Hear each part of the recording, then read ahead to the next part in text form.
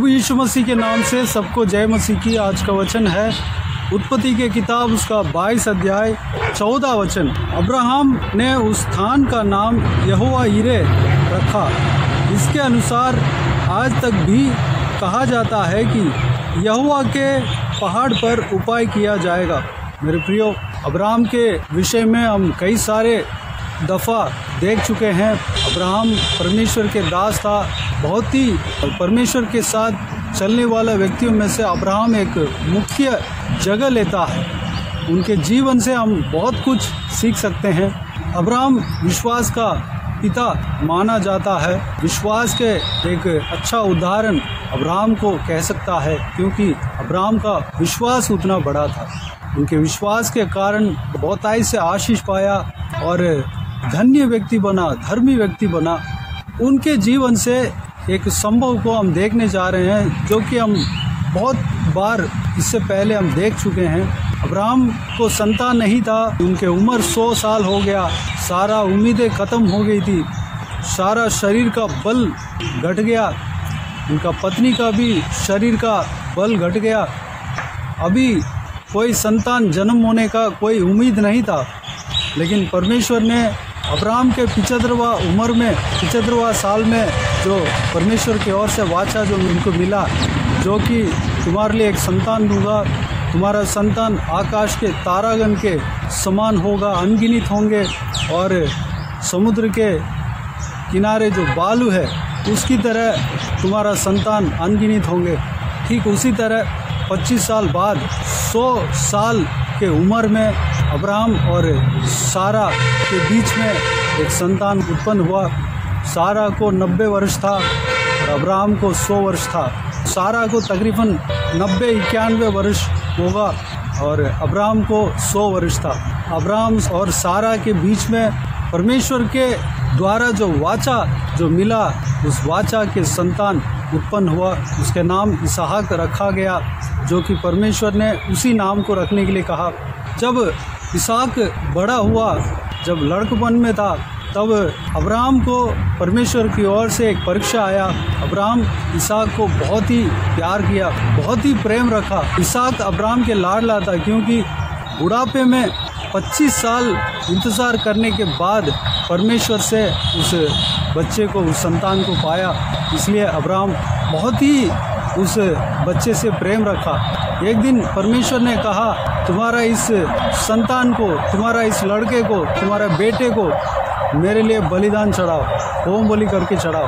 Abraham जानता था कि परमेश्वर उसी लड़के के द्वारा बहुत बड़े संतान उत्पन्न करेगा, क्योंकि उससे पहले कई सारे दफ़ा, कई बार परमेश्वर ने उनको कह चुके थे कि तुम्हारे द्वारा एक पुत्र उत्पन्न होगा, उसका नाम इसहाक रखना, और इसहाक ही आशीष का संतान है, इसहाक ही प्रतिज्ञा का संतान है, उसके द्वारा मैं आशीष दूंगा।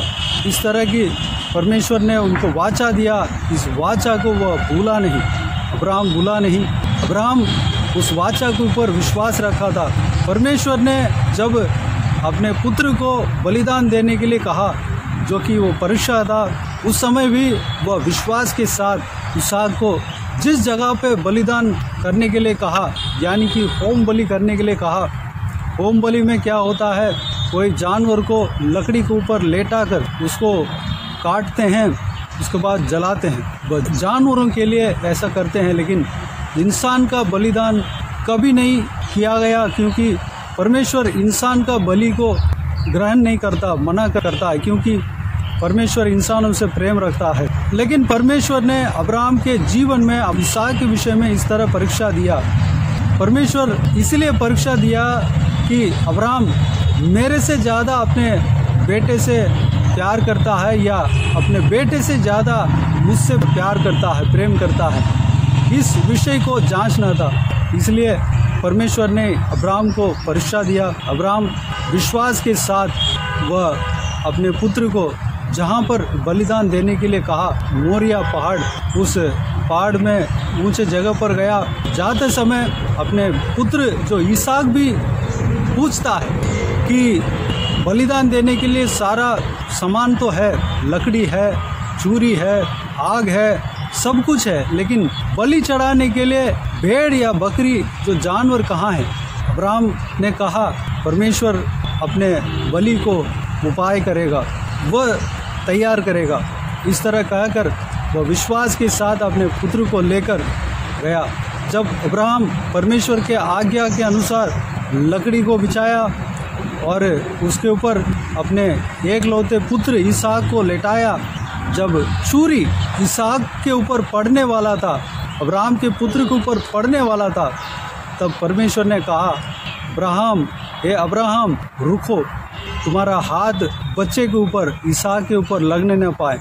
तुम्हारा विश्वास को मैं परख कर जान लिया कि तुम मेरे ऊपर बहुत ज़्यादा प्रेम रखते हो। इस तरह कहकर उस विषय को इसी अध्याय 11 और 12 वचन में हम देख सकते हैं। तब यहोवा के दूत ने स्वर्ग से उसको पुकार के कहा हे अब्राहम, हे अब्राहम। उसने कहा देख मैं यहाँ हूँ। उसने कहा उस लड़के पर हाथ मत बढ़ा और न उससे कुछ कर, क्योंकि तूने जो मुझसे अपने पुत्र वरन अपने एकलौते पुत्र को भी नहीं रख छोड़ा। इससे मैं अब जान गया कि तू परमेश्वर का भय मानता है। मेरे प्रियो, इस तरह अब्राहम के विश्वास तोला गया, परखा गया। मेरे प्रियो, अब्राहम जिस तरह विश्वास किया उसी तरह वह एक जगह आंखें उठाकर देखा तो एक मेढ़ा झाड़ियों के बीच में फंसा हुआ था।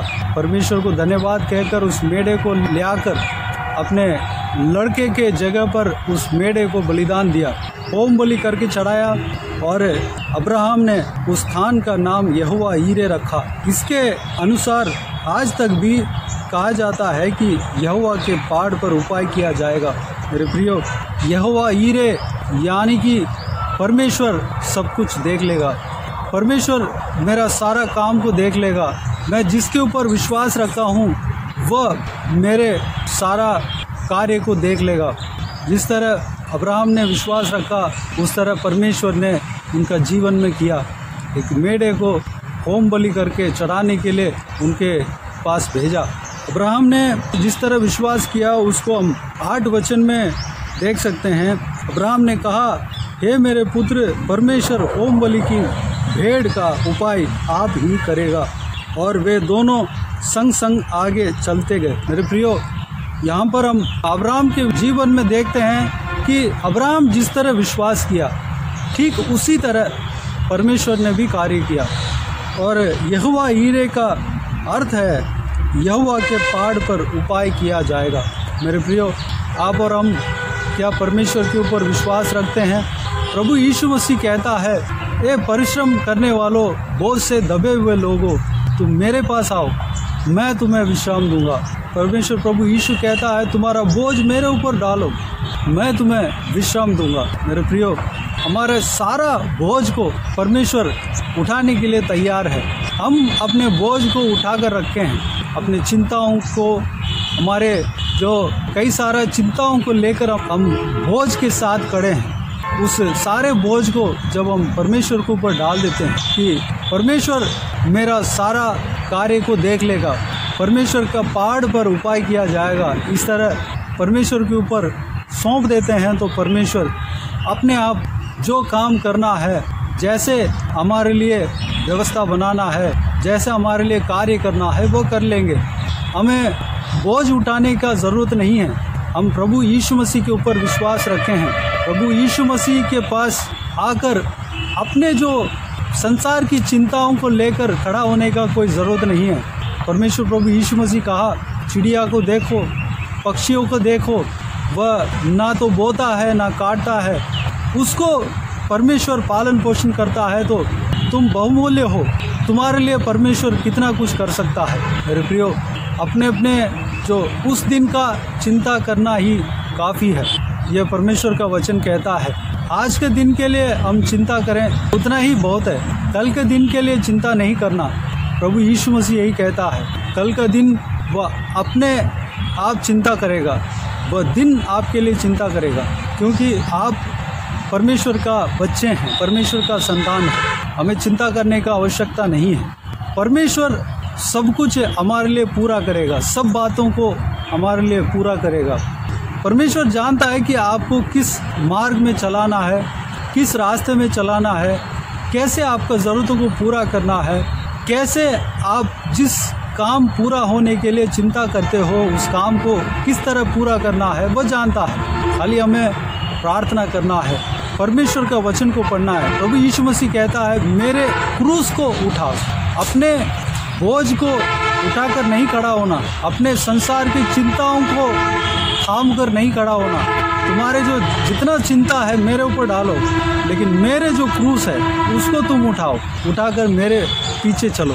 प्रभु यीशु मसीह यही कहता है। जो सुसमाचार के बोझ, प्रभु यीशु मसीह के लिए सेवा करने का बोझ और प्रभु यीशु मसीह का राज्य को बनाने का बोझ हमारे ऊपर होना चाहिए। यही प्रभु यीशु चाहता है। प्रभु यीशु के पीछे जब चलते हैं उस समय जो क्रूस हमें उठाना पड़ता है, जो प्रभु यीशु ने उठाया, यानी कि लकड़ी का क्रूस भी परमेश्वर उठाया, पर प्रभु यीशु उसके बारे में नहीं कहता है। लेकिन प्रभु यीशु ने जिस तरह वह सताया गया वैसे ही हम भी सताया जाएंगे।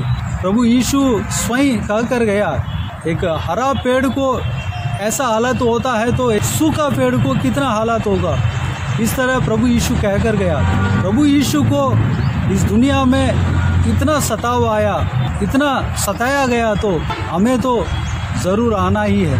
हम प्रभु यीशु मसीह के पीछे जब चलेंगे तो हमें आत्मिक जीवन में सताव आएगा, लेकिन प्रभु यीशु हमारा साथ नहीं छोड़ेगा। सताव तो आएगा लेकिन विजय हमारा होगा। जिस तरह प्रभु यीशु विजय प्राप्त किया, क्रूस पर विजय प्राप्त किया, हमारा जीवन में भी विजय प्राप्त होगा।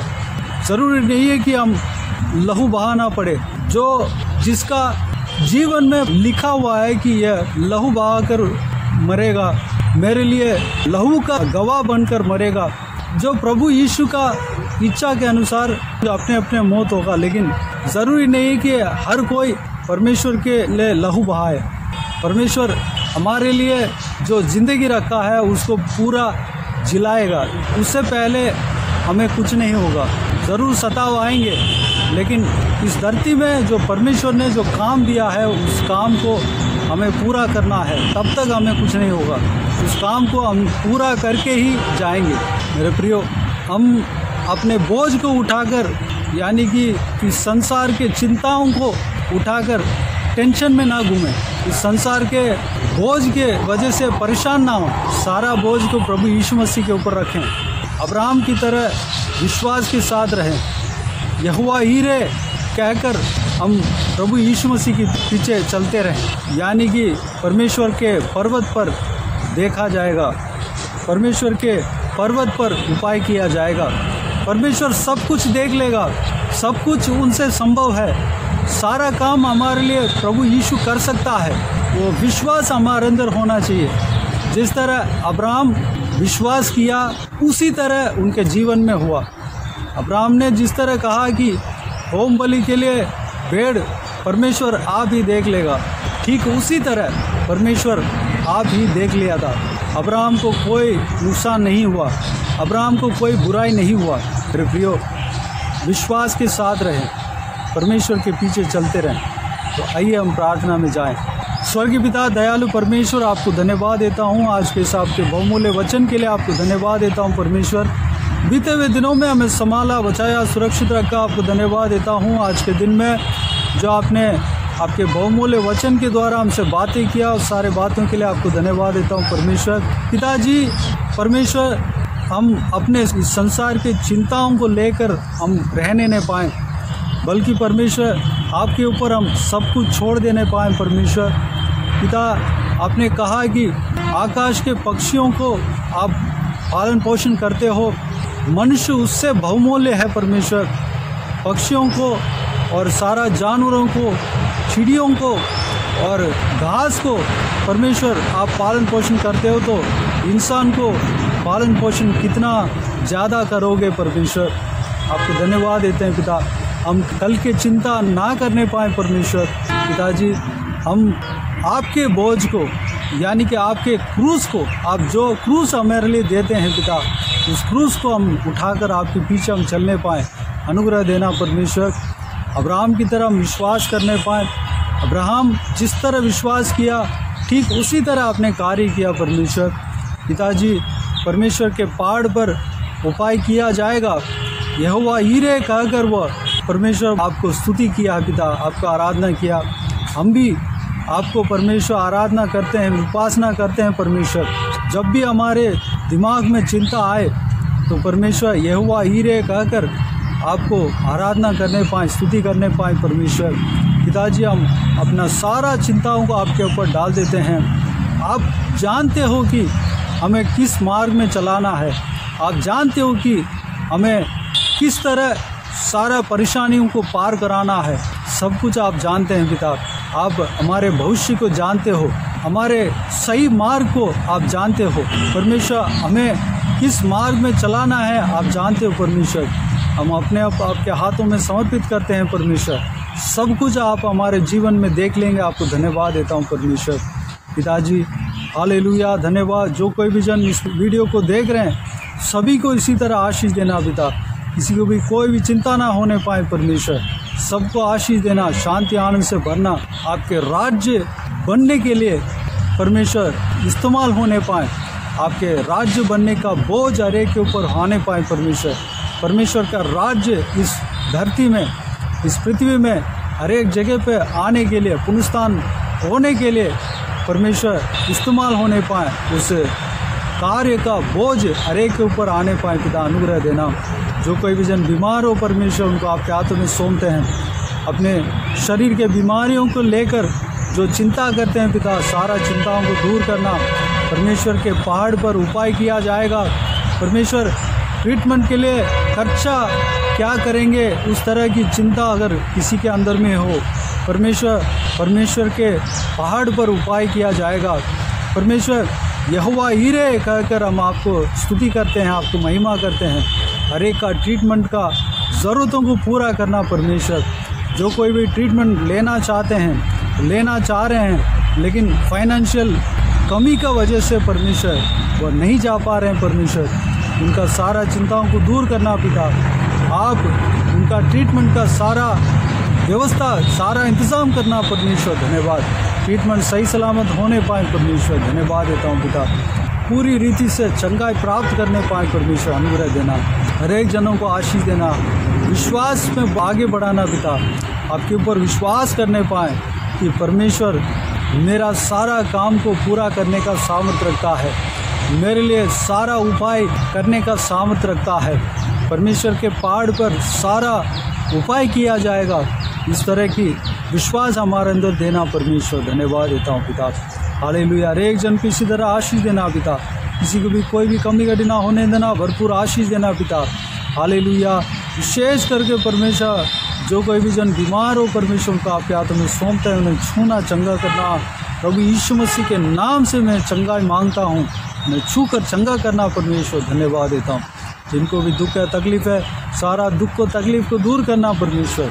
परेशानियों को दूर करना, आंसुओं को पहुँचना परमेश्वर। धन्यवाद। हमें आत्मिक उन्नति देना। हर एक जन के ऊपर आपके योजना पूरा होने पाए, हर एक जन के जीवन में आपकी योजना पूरा होने पाए, अनुग्रह देना। हर एक जन को आपके चेला बनाना, आपके राज्य के लिए इस्तेमाल करना परमेश्वर। धन्यवाद। जो कोई भी जन नया आए हैं परमेश्वर, आपको नए नए विश्वास किए हैं पिता, आपके प्रेम को और जानने पाएँ और समझने पाएँ, आपकी व्यवस्था को और समझने पाएँ, आप में और बढ़ने पाएँ, आपका निकट पहुँचने पाएँ पिता, अनुग्रह देना पिता। हालेलुया। जहाँ कहीं भी लोग जाते हैं, आते हैं, बच्चे, बड़े, बुजुर्ग, सबको आपके हाथों में सौंपते हैं। सभी के ऊपर आपके हाथ हमेशा बने रहने पाएँ। कोई भी उनके नज़दीक में कोई बुराई नहीं आने पाए, कोई भी नुकसान उनका जीवन में ना होने पाए, अनुग्रह देना पिता। सुरक्षित रखना पिता, सब कुछ संभालना, चलाना पिता। धन्यवाद देता हूँ। बाकी सारे बातों का आपके हाथ में सौंपते हैं। खुशी, शांति, आनंद से, प्रेम से भरना परमेश्वर। धन्यवाद।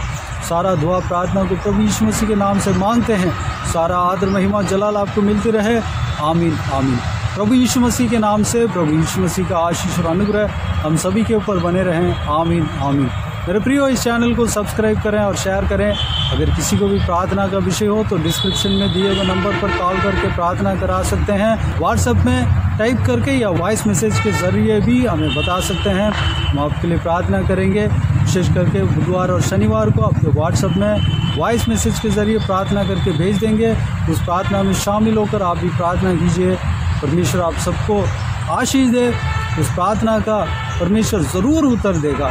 इस सेवकाई के द्वारा परमेश्वर आपके जीवन में कार्य किया हो वह भी हमें बता सकते हैं, ताकि हम सब मिलकर परमेश्वर को धन्यवाद दे सकें, महिमा कर सकें। इस सेवकाई में जुड़े हुए हर एक जन के लिए प्रार्थना कीजिए। इस सेवकाई के लिए, हमारे लिए और सबके लिए प्रार्थना करें। प्रभु यीशु आप सबको आशीष दे। आमीन आमीन।